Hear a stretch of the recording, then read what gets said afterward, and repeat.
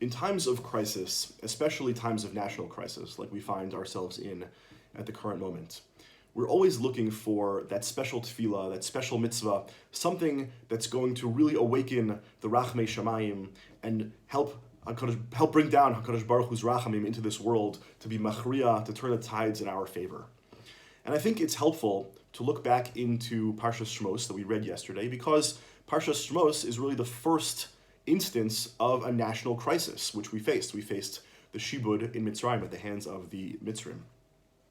And if we read the Psukim, it certainly seems that the Shibud, the enslavement, began in Parshas Shmos. But if we read through the lens of Chazal, we actually find that the Shibud, the suffering, the enslavement in Mitzrayim, really began earlier with the death of Yaakov Avinu. And Chazal were clued into this by the fact that there is no Parsha break between Vayigash and Vayechi like there is between most Parshios. The end of Parshas Vayigash goes straight into Parshas Vayechi. Parshas Vayechi is called a Parsha Stuma, a closed Parsha. So why is this? What does that have to do with anything? So Rashi, the first Rashi in Parshas Vayechi, Lama Parshas Stuma, why is this Parsha closed? Lefi shekivan shenifter Yaakov Avinu. Because when Yaakov Avinu died, Nistimu einehem v'libam shel Yisrael mitzaras hashivud. The eyes and the hearts of Am Yisrael were closed up from the suffering of the enslavement. So just as the eyes and the hearts of Am Yisrael were closed up, that's why the Parshios of Vayigash and Vayechi are closed up, to give us this hint to what was really going on beneath the surface. So what's the significance of the fact that the eyes and the hearts of Am Yisrael were closed? What does that mean? What does that signify to us?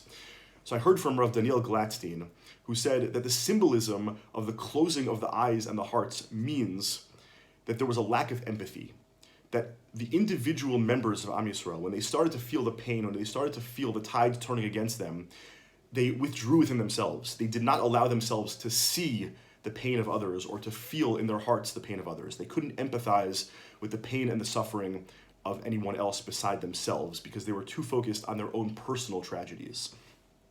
And that's not just a sad reality for Am Yisrael, but it actually brought down a response from HaKadosh Baruch Hu, because HaKadosh Baruch Hu mimics the way that we act in the way that he reacts to us. That's called midah keneged midah. And if we, as a nation, were unable to see the pain and suffering, to feel the pain and suffering of others, then Hashem, Kiviyachol, made himself blind. He made himself not able to feel our pain, and he left us to suffer at the hands of the Mitzrim. So when did the tide turn? How did it turn? Actually, if you read through Rashi, it turned well before we think it turned. It turned when Moshe Rabbeinu first appears on the scene. And that is in Perek Bet of Shmos.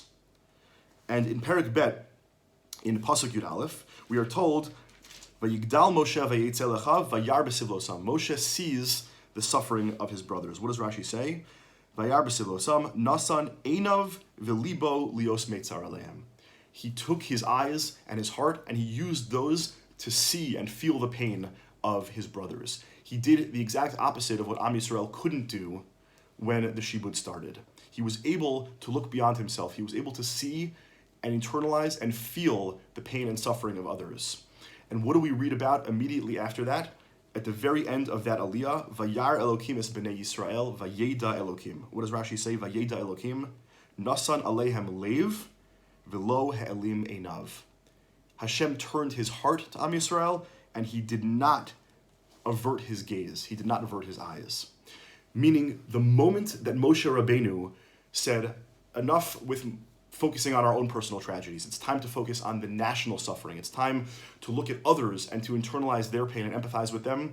HaKadosh Baruch Hu said, Zeh, it's time for me as well to come down, to bring down the Rachamim into this world.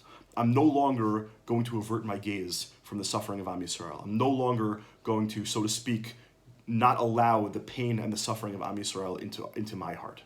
So says Rav Gladstein, when we're in a time of suffering, or we're in a time of tzara, the secret sauce is empathy, is to look at the pain of others. We may not be fighting on the front lines, we may not have children or siblings or friends who are fighting on the front lines or have lost loved ones, but we are all in the same boat.